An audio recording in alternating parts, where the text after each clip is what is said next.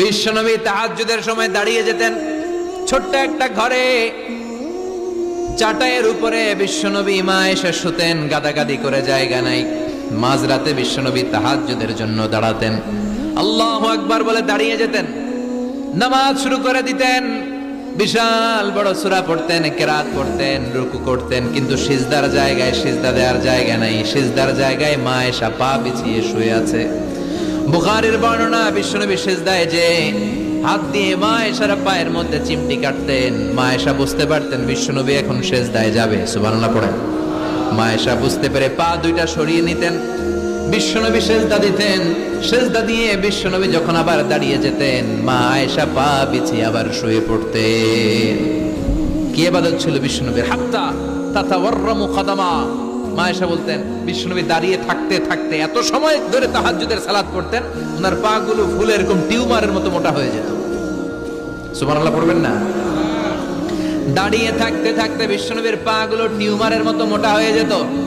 প্রথম রাকাতে বাকারা, আলে ইমরান পড়ে ফেলতেন, সুবহানাল্লাহ পড়েন। বিশ্বনবীর পা যেন ফেটে যাবে, এভাবে হাত বেঁধে দাঁড়িয়ে থাকতে থাকতে বিশ্বনবীর হাতগুলো বাঁকা হয়ে যেত, ব্যথা হয়ে যেত। বিশ্বনবী তখন হাত দুইটা ছেড়ে দিতেন। আবার যখন এনার্জি ফিরে পেতেন, যখন বিশ্বনবীর ভালো লাগতো, আবার হাত বাঁধতেন। পড়েন সুবহানাল্লাহ। তার মানে হাত ছেড়ে দিও নামাজ পড়া, হাত ছেড়ে দিও। মালিকি মাযহাবের কিছু স্কলাররা ওনারা মত নিয়েছে, ওনাদের অনুসারীরা এরসাল করে। আমাদের দেশে কেউ বাঁধে এইভাবে, কেউ এইভাবে, কেউ এইভাবে। মালিকিরা বাঁধেই না, কেউ বাঁধবই না, কি করবি কর, আছে না নাই? আপনি যদি হজ করতে যান মক্কা মদিনায়, এই আমলগুলো দেখতে পারবেন।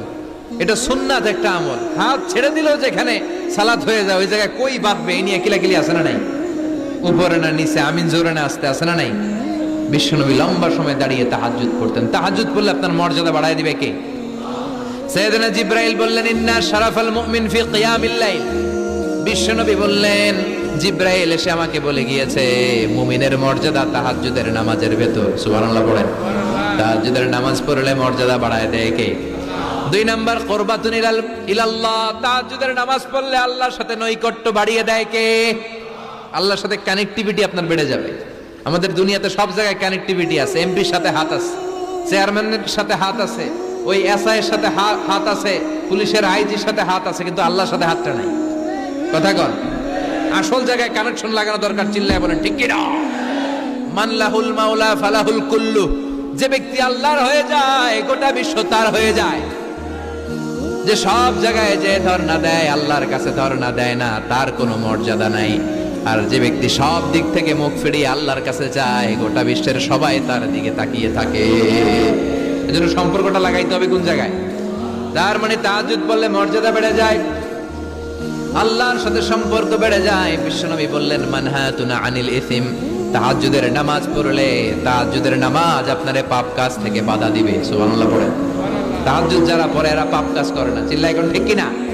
4 নম্বরে মুকাফফিরাতুল লিসাইয়্যাত। পাপ আর অন্যায় যদি কিছু হয়েও থাকে, তাহাজ্জুদের নামাজ পড়লে তাহাজ্জুদের নামাজ পাপগুলোরে ধুয়ে মুছে সাফ করে দেয়।